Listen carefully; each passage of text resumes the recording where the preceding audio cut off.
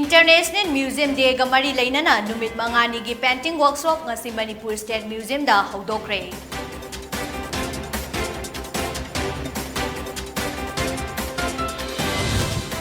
Amadi Manipur State Sumang Lila Council na sinba taranipan suba Sumang Lila Ningtham Kumhai pangthoklagani hairi.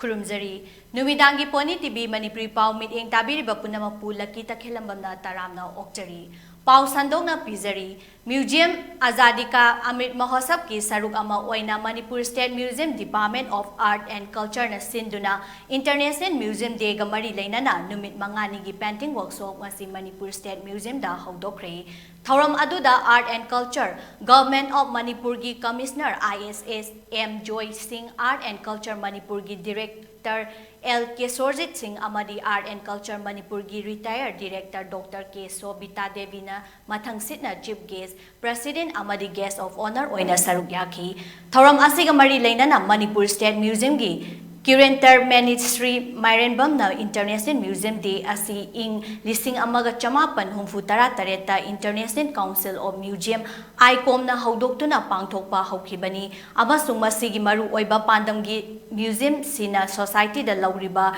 role amadi prajada piriba awareness adu amuk hana khanganabani haina phongdoki mahangna makha taraduna museum hairiba mafam asi ahal angang khaidana lifelong learning opportunity ama pibangamba educational institute ama ni haina su phongdoki haibang committee kui so sinama chamapan hundra ka tareta International Council of Museums haibang ICOM na phongdokina kui international museums is pangthok pa hokki si maru pangthok pa gi pandam museums na society da law role aduga kui piri awareness adu amuk hana miyam da khanghan na bagi pandam pamani mas international museums aduga mayam na yam samna kalamba yai tawdu museums haise kui educational institute amani karamba educational institute ma hairaga de kui lifelong learning opportunities pi bangamba halangang khaida ba kui mit na yengbada khangbada natana pulsi chupna kui wakhal da mamita gon le hu bangamba pi bangamba duba institute na khalani museum se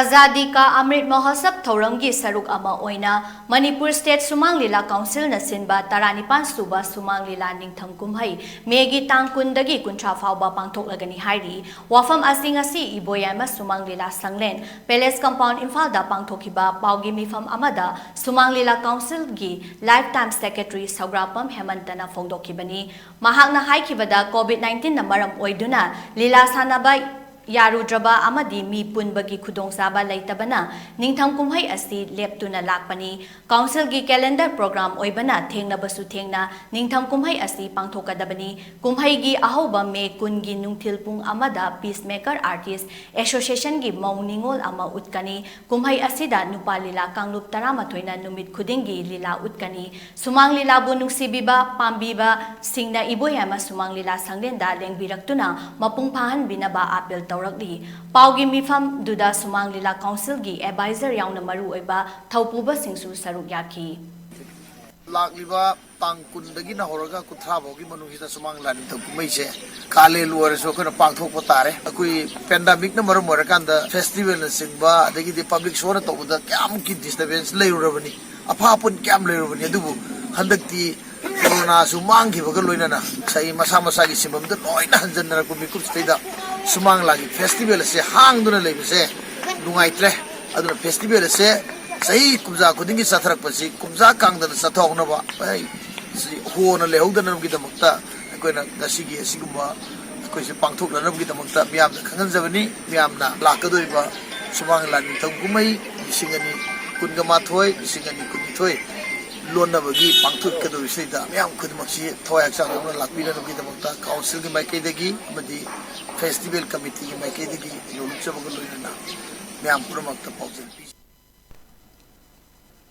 Handak Manipurgi tongan-tongan ba mafamsingda pangthokiba umang lai haraubagi thoramda umang lai haraubagi thoramgi saruk ama oiriba tangkhul nurabi sabagi thoram adubu yamna lana uhankiba social media da viral oikiba tangkhul saba mari amadi tangkhul sariba pena khongba aduda yu ngausilaga ayetpa pikiba miyoi ama ngasi ukal amadi utra sanglena kaukhatuna wakhal taminakre amadi masagi maralgi matung inna tangkhul sariba pena khongba mari matam kaktana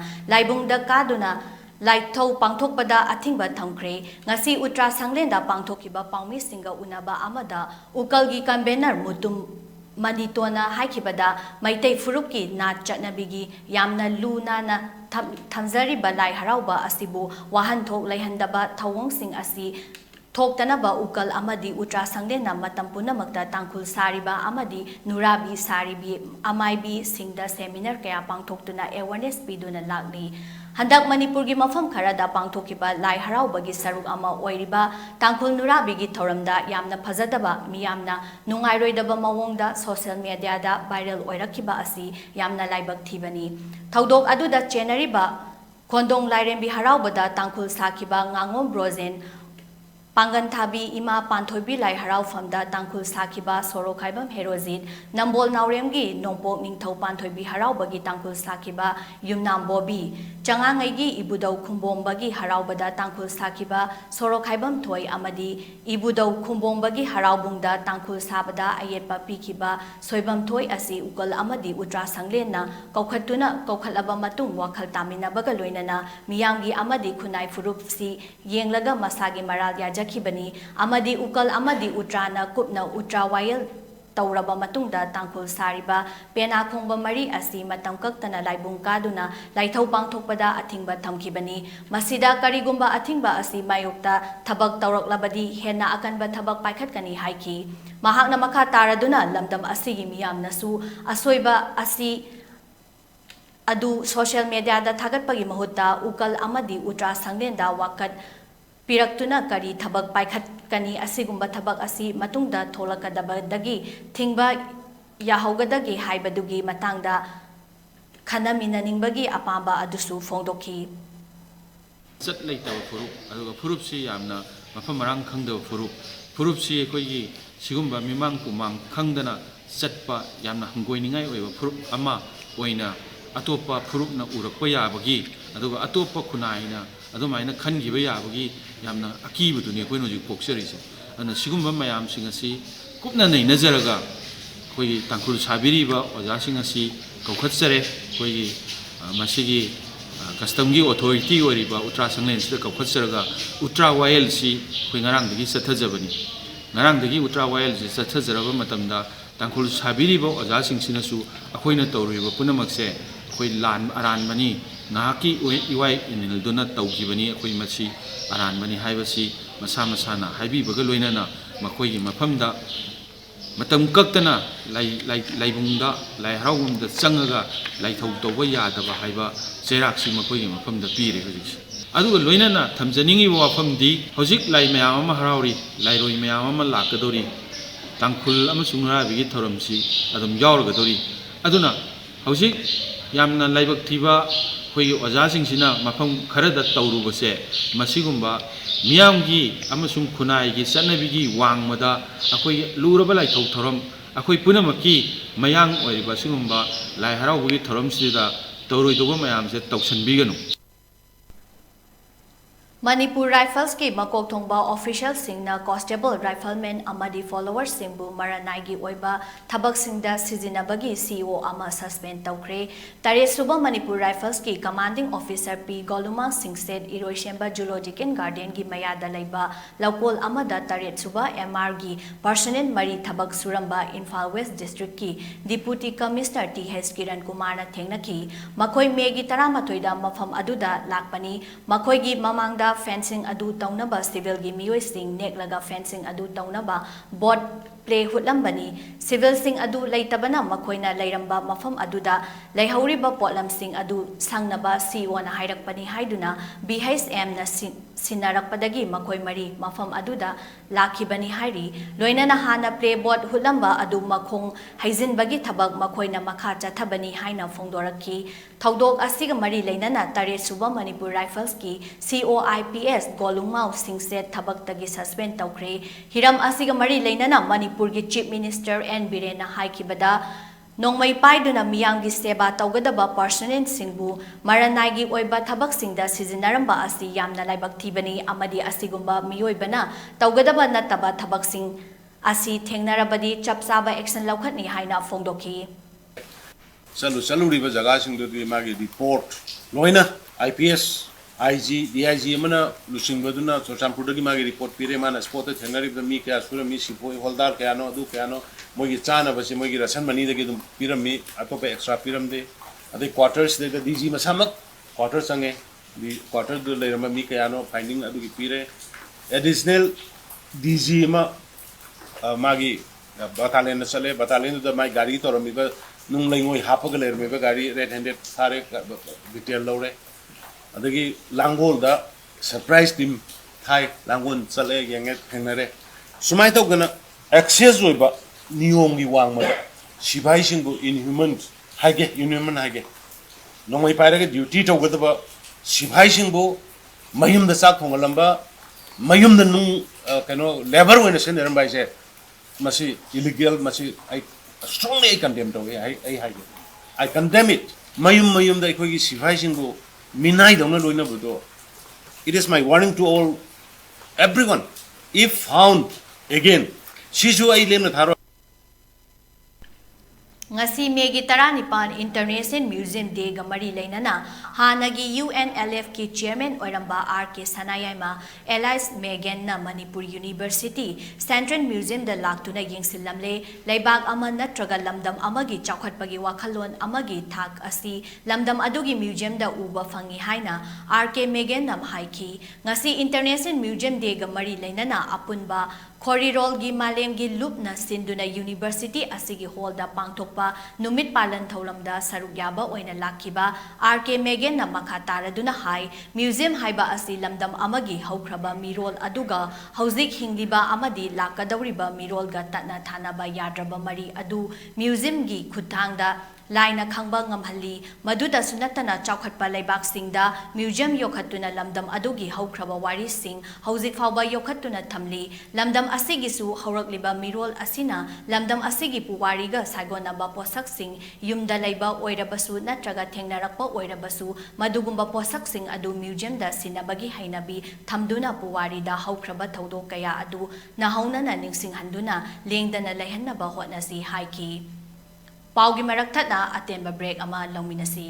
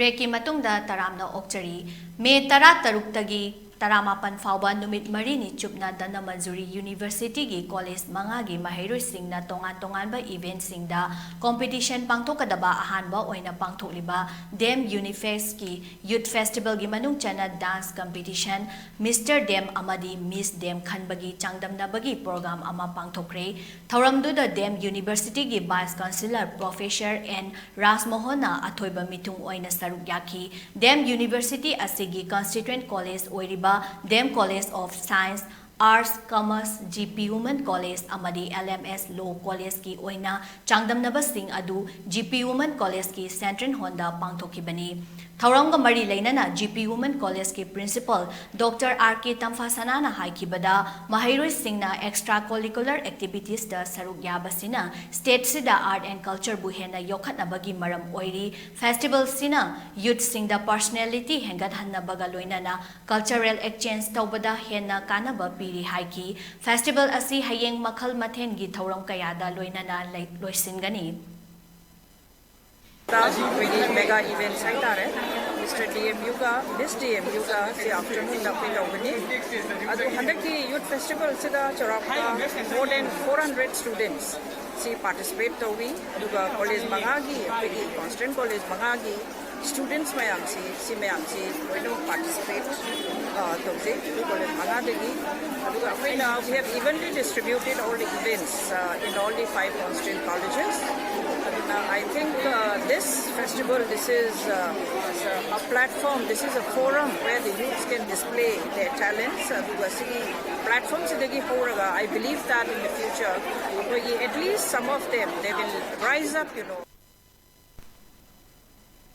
Manipur gi lengakna housing nongju thana maram oiraga Jiribam Senapati Thanga gi mafam kharada tholakliba ising ichau amadi lambi ningkhaibana chingba sing asi lengakna kupna yengsili leptana chutharakliba nongna maram oiraga ising ichau mayuk naraba mafam singda leiba miyoi singbu lengakna mafam sing adudagi lauthoknaba hotnaragani haina ngasi Chief Minister gi office da pangthokiba press conference amada phongdokre Chief Minister Makha Taraduna War on Drugs 2.0 gi campaign gi manung channa hauzik fawda malem gi kaithelda crore chamaga humfu nithoi lakh kunma pan lising nifu humdoi gi drugs sing fagat pangamkhre loinana ak chahumga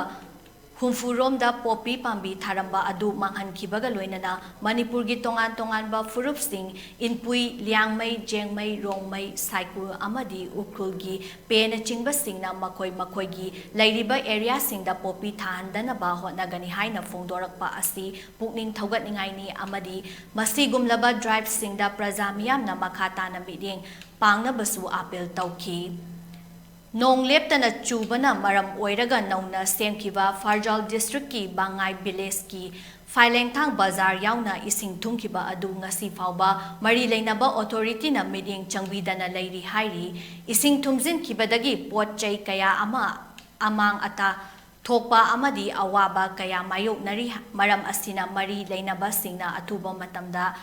mateng pangbiu haina phongdorakni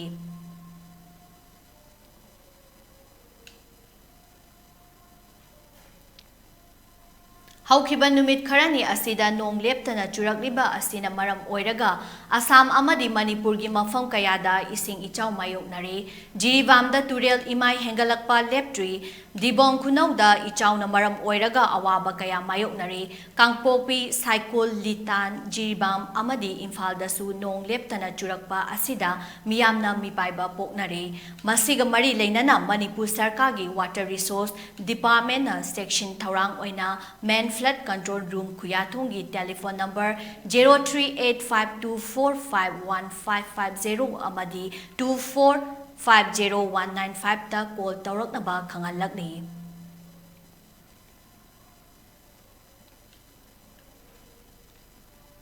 Haukiba tang tarani thoida Manipur Sarkar gi Chief Secretary na thokiba order amagi matung inna government employees singda allot tawriba government quarters sing atopada sandok liba singi mathakta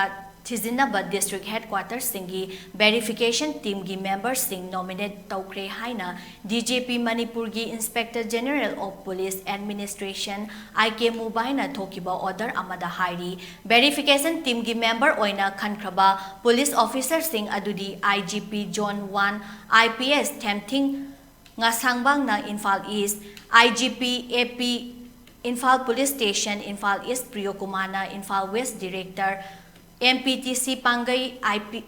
IPS RK Tutu Sana Devi na Thobal IGP IPS Achin Haukip na Kakching IGP IPS Mamata Wahengbam na Chandel IGP Cybercrime IPS Heist Thangholan Gangte na Technopol, IGP John 2 IPS ke Jayanta Singh na Churachandpur amasung Farjal DIGP Headquarter Administration IPS Faumai Gonglin na Bisnupur, DIGP Range 4 IPS Mangkhongin Haukip na Noni, DIGP Intelligence NAB and DIGP Range 2 IPS Ningsen Wangam na Jiribam, DIGP Range 3 IPS Kamay Angam, Romanos na Tamelong, DIGP Range 1 IPS Kabib Kena Ukrul amasung Kamjong Aduga, IGP John 3 IPS Nitsit Kumar, Uzawal na Senapati amasung Kangpokpi District Headquarter ni Hairi. BJP gi MLA Paulenlen Haukip na Saikot AC da eviction taubada yaningdaba fongdokre, masiga mari lainana Forest and Environment Minister TH Bishorjit da Saikot AC gi manung chanalaiba khul singi eviction notice amadi so-cause notice sing government property amadi reserve forest ki tangdangba white paper ama puthoktriba phauba thoktanaba khangankre. Mahangna State Reserve Forest na karigumba makal amatagi eviction order ama thoktringay mangoy na the Forest Right Act 2006 asi hana implement tawgadabani haina fongdoki ama di Forest Department ki office karana khul sing aduda eviction taunaba so-cause notice thokpagaloina na khunja sing tanaduna u thabagi thabak chatharakpa asina khatna chainaba amadi nungainadaba thokhalle haina su fongdoki.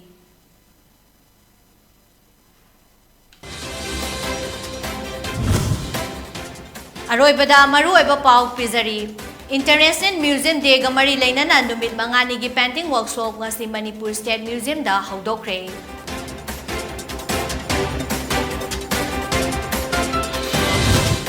Amadi Manipur State Sumang Lila Council na sinba 12 suba Sumang Lila Ningtham kumay pangtuklagani hairi.